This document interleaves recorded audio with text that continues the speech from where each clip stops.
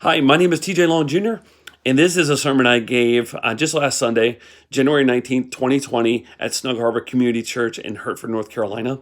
And so I wanted to kind of give you that sermon because it wasn't recorded on that day, but to give you the same message that I gave in front of about 45, 50 people.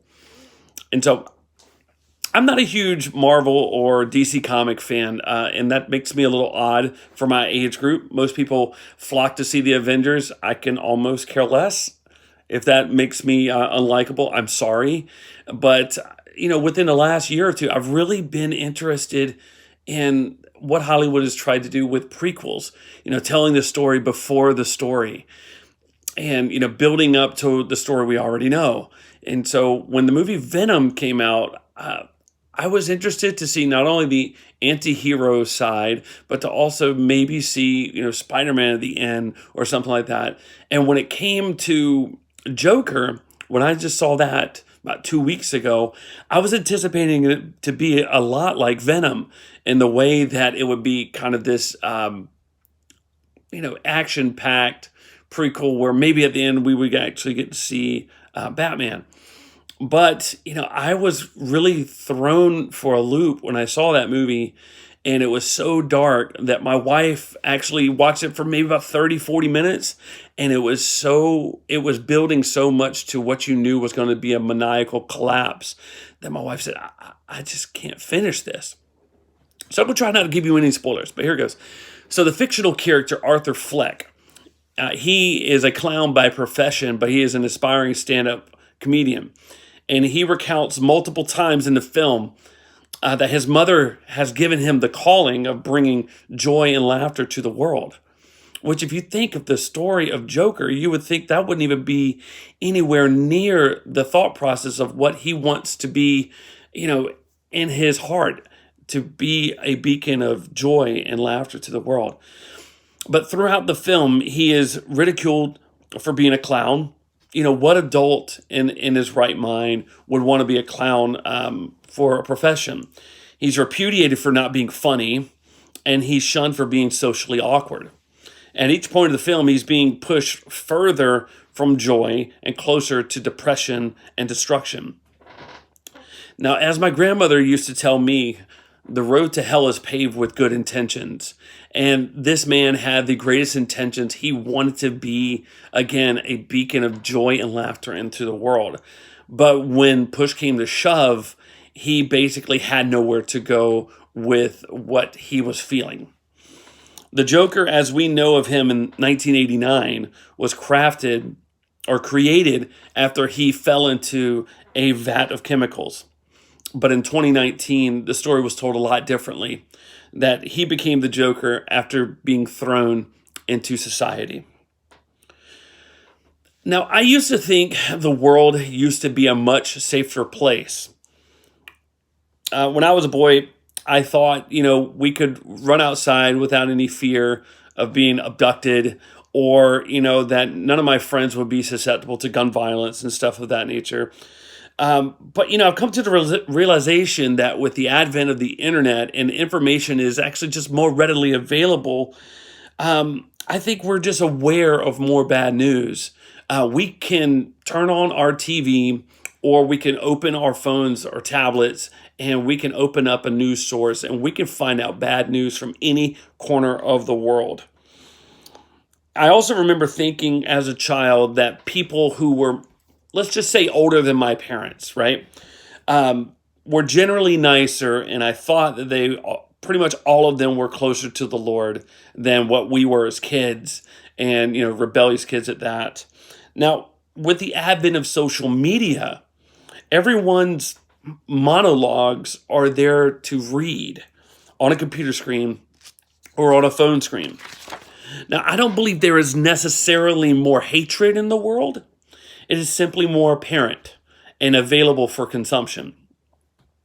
Now, I do believe our world has become a little bit more sensitive to being, quote unquote, politically correct. But I also think civility is a dying trait in our world as well. If you watch the news, I guarantee you something will either sadden you or anger you. Now, here's one thing that I want you to catch. Now, from here on, you may feel that what I'm saying has an agenda other than what God intends. You may feel that what I'm saying has an agenda maybe in the social realm or the political realm. But I guarantee you that there is nothing more than me challenging your heart right now.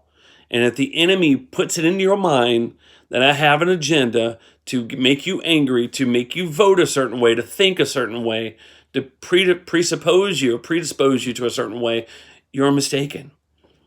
I want you to have an open heart and open mind when you hear this word, to know that this simply has been boiling inside of my heart since before Christmas.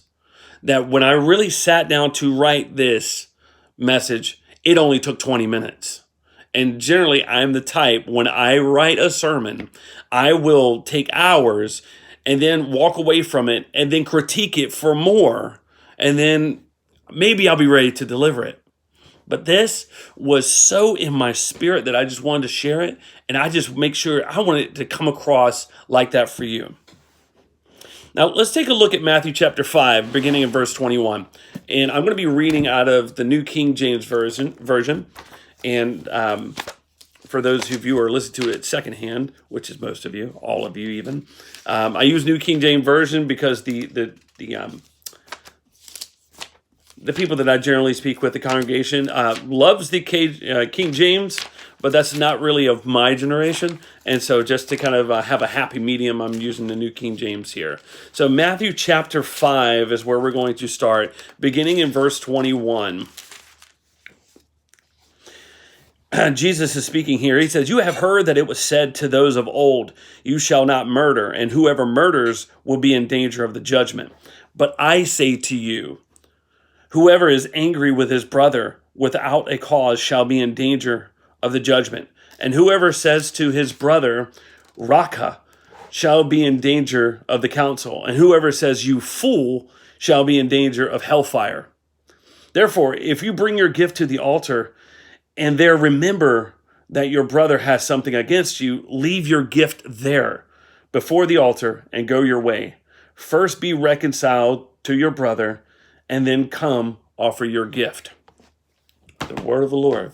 Thanks be to God. So the first thought is a sobering one. Jesus equates a spiritual sin of anger to the physical act of murder. He's basically saying hatred is the basis of murder. You have to recognize what Jesus is doing here. I used to think as a young man, reading over stuff like this, especially a little further on, is that whoever has lustful thoughts or sees a woman with lust in his eyes, he's committed adultery in his heart. I used to think this was just Jesus making the law a little bit harder to just basically make us more righteous, more holy. But when I really kind of delved into this, you have to recognize what Jesus is doing here. He's not replacing a law with a harder one. He is giving insight as to why the law, "Thou shalt not murder," exists in the first place. Anger not only dehumanizes the one you're angry at, but also legitimizes the desire for them to not exist. Let me say that again. Maybe I'll say it in a little bit different way. Anger not only dehumanizes the one you're angry at, but it also gives you the desire for them to not be around you or for them to not exist. Just because you don't kill them doesn't mean you're righteous. Does that make any sense? You don't like being around someone that makes you angry, right? Continued, unbridled hatred doesn't simply drive one to be a recluse, but it drives a desire to rid other people from your existence, from your presence. And so there were a lot of things. Yeah, I'm not going to get ahead of myself. I'll pick that up a little later on. Now, in response to verse 22, I want to challenge you that an ideological difference or even a theological difference is no excuse to hate someone. You can disagree, even vehemently, but you are not entitled to anger. 1 John 4:20 says what? We are hypocrites if we claim to love God, but hate our brother and sister. Another thing we're not entitled to are insults. That's the second part of verse 22. Raka, which in some translations would tell you idiot, has a literal translation more along the lines of empty or devoid of value. Raka would be like calling someone worthless or a loser. Those are kind of more words we use nowadays, or words that we hear nowadays. Now, and I did this, I'm not going to ask for a show of hands, but how many of you struggle with calling people something similar to that, either an idiot or something similar, either out loud or to yourself? Now, I catch myself thinking all the time, right after that name calling that's happened in my mind, TJ, they didn't intentionally cut me off there. That person didn't realize that their words came across that way. I have to stop myself a lot of times to think, you know what? Not everything somebody says or does is an affront to me. Here's something that God deposited in my heart just a week ago today. Humanity, even me and you, we tend to generalize and stereotype people, right? Children are spoiled, millennials are entitled, old people are insensitive. I could go on, and some much, much worse ones dealing with race, age, gender, all of those things. But we must develop a spiritual muscle that the world doesn't have, and that is to see humans as God's creation, as his workmanship, as his masterpieces, as the imago Dei, the image of God. Those are the only generalizations that are 100% accurate and true.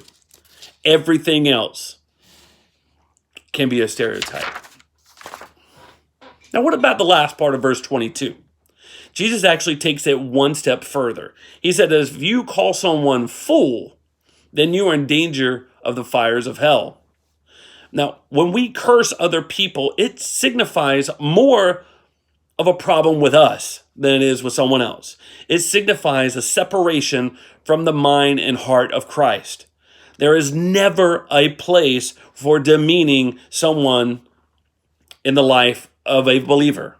I never have the right to do that. You never have the right to do that. Remember, you're either pushing people away or guiding them closer to Christ.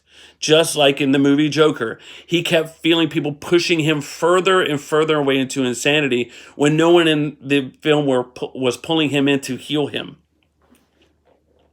If we are susceptible to name calling when we get in a heated moment, it says more about us than it does about our adversary.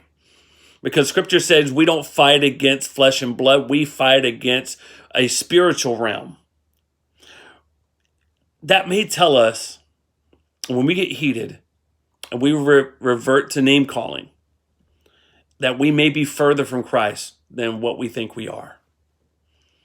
I literally think, and I think this is something that most people can agree on, is that when someone reverts to name calling quickly is because they have no way of explaining or reacting to your rationale, of defending their belief.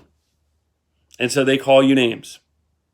And that generally becomes a mud throwing contest. That's something we don't even need to be a part of. So I'm challenging the bride of Christ, the church, this morning, because out of all the people who are voicing their opposition to those who think differently than them, we need to be the salt of the earth, the city on the hill, the light of the world. We are called to be above reproach, to be above pettiness, above human quarrels. And more than any other time in my life, and perhaps in most of yours, it's becoming clear that ideological differences are preventing us from getting things done. Now, I did say this did not have a political slant, but I could prove my point by pointing to Washington. Ideological differences are preventing government leaders from working together for the benefit of the people. In a similar fashion, Satan loves it, and it would love nothing more for us to dissolve into disputes about minor theological differences and worship preferences than to serve together, than to pray together, or to just be together and bringing about the kingdom into this world. That's why in verse 24, Jesus says to leave the altar and to reconcile. Harmony, which extinguishes hatred, is more valuable than your offering.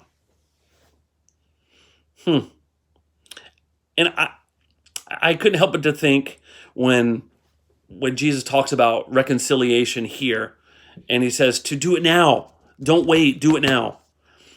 I hear the Apostle Paul in Ephesians 4:26 when he says, do not let the sun go down in your anger. We're not like phones here. And, when you have an issue with your phone, what do they tell you to do first? To turn it off and to turn it on. To basically reset, right? Reset all. If it gets really bad, just reset the factory settings. But we're not phones. We're not machines. So when you fall asleep and you think that it's all better tomorrow, when that anger represents itself, it's going to come back worse because you haven't dealt with it. Sleep is an anesthetic to anger, not a treatment. Anger will always come back. Let me give you a clear example of how anger gets a foothold. And when I tell you this, I'm guilty of this as well, okay? Whether this is in a church setting, a work setting, or maybe even a school setting, this all applies. When you vent about a problem, either with you having no intention of solving it or telling it to a person who has no intention of solving it, all you're doing is echoing your frustration. You're spreading that anger amongst other people. And the way that works, I've been guilty of this again. You could develop a list of infractions that make each preceding infraction more infuriating and egregious. In layman's terms, we make a list of things that make us angry. And the longer that list gets, the things that are on top of that list seem worse and worse the more we make that list longer. So maybe you have a best friend that has been dating someone, and because they're dating this person, you're not seeing them very often. And because you're not seeing them very often, you feel less valuable. And not only do you feel less valuable, when they say things that maybe otherwise would not rub you the wrong way if you were in a closer relationship, they start to rub you the wrong way. So you start making lists of things that have frustrated you. And a lot of times we vent to another friend and they may echo your frustrations. And all that does is just, show you that, yeah, you're right in your anger. We may do that in a work setting. Maybe our boss has made a change at work and we're wondering, why did he do that? Things were going great as they were. Or, he's asking me to do this when he would have no intention of doing the same thing. And, we could say that kind of stuff to our coworkers, and all we're doing is actually lessening our morale, lessening our productivity, and increasing what we think is righteous anger, but is actually debilitating. That also happens within churches. And it's infuriating. If the pastor decides not to wear a tie or to wear pants or to have an electric guitar on stage or to cut Sunday night service in favor of a Wednesday night, focusing more on Wednesday night, Sunday morning, that can become a list of things that people find, to be wrong.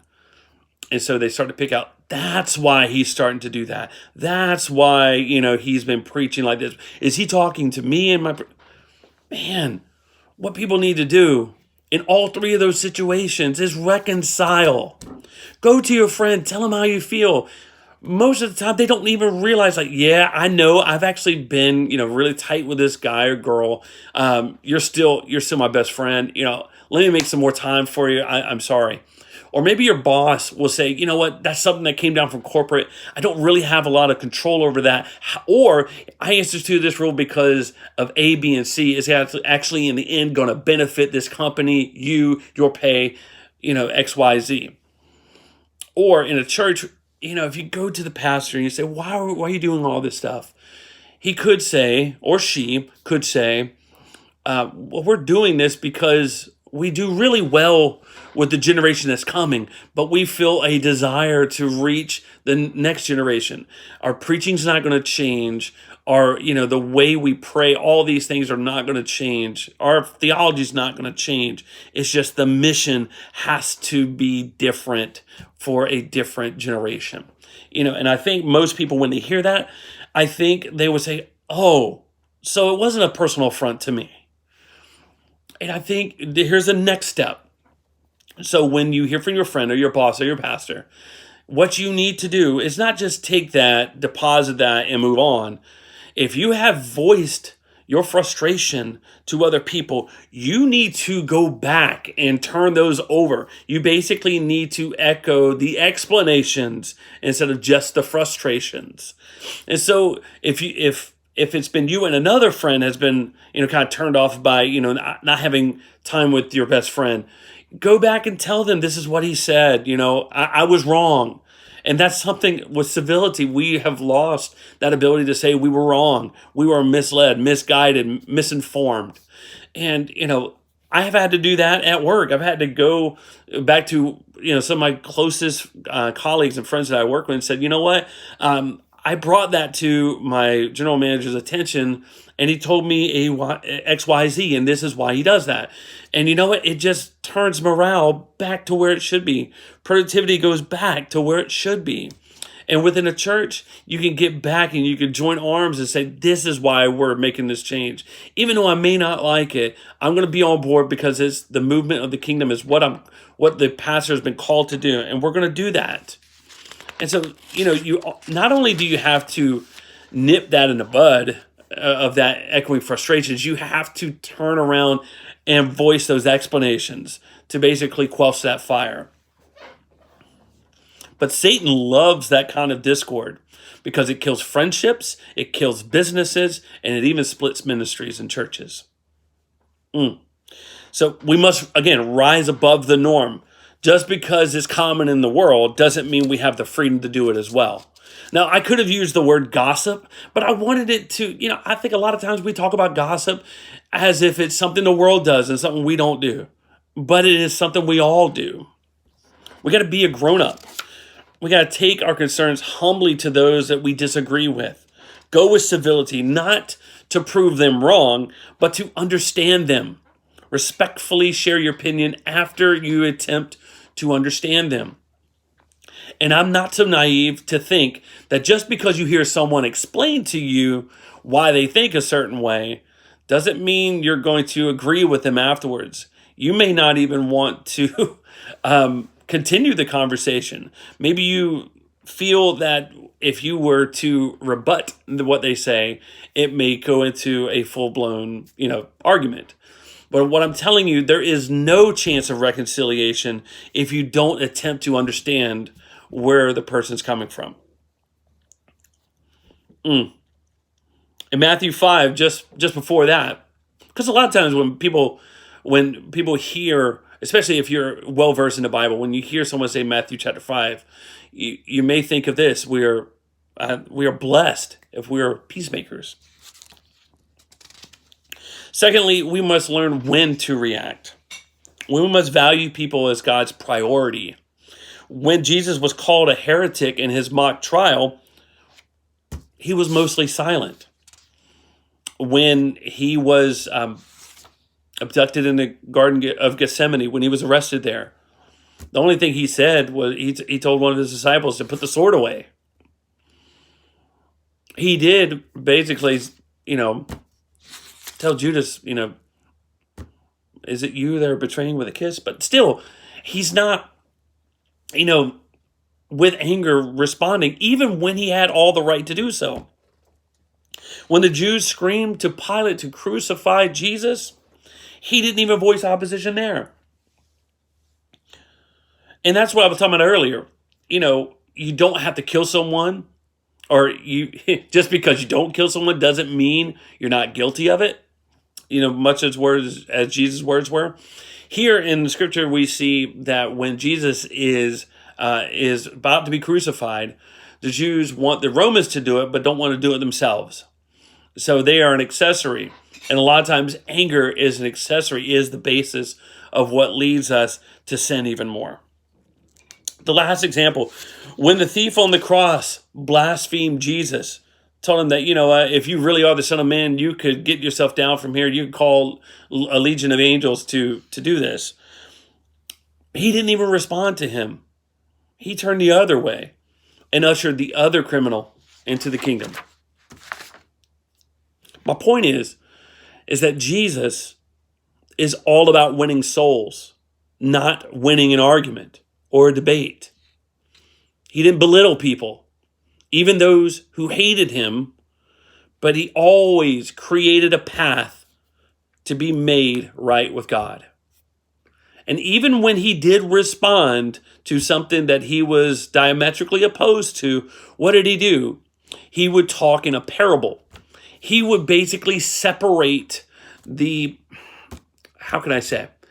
He would talk about stories in a third person.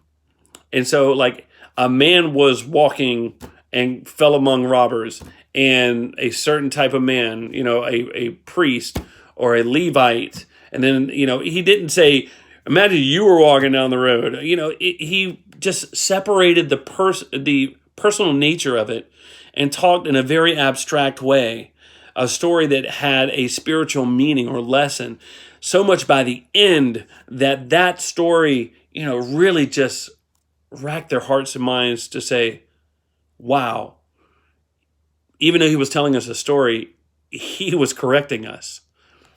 Man, that's the way, if Jesus had ever debated someone, that was generally the way he used. So if you call yourself a Christ follower, I hate to tell you, your calling is the same. To usher people into the presence, not to push them away. To win souls, not win arguments. Or as Jesus said, you have heard it said to hate your enemies, but I tell you to pray for those who persecute you. If you don't remember anything else from this message, I want to deposit one thing in your spirit today. And it was basically the one line that God gave me that kind of started this whole process, this whole message right here. Our faith has never been about how much Bible you know, but about how much Jesus you can show. Because if your worth was tied to your intellect, then many of us, maybe even most of us, would be found wanting, myself included. For there are many times where we feel like we can't do what we're called to do because we're not prepared. Maybe we haven't read our Bible enough. Maybe we haven't prayed enough.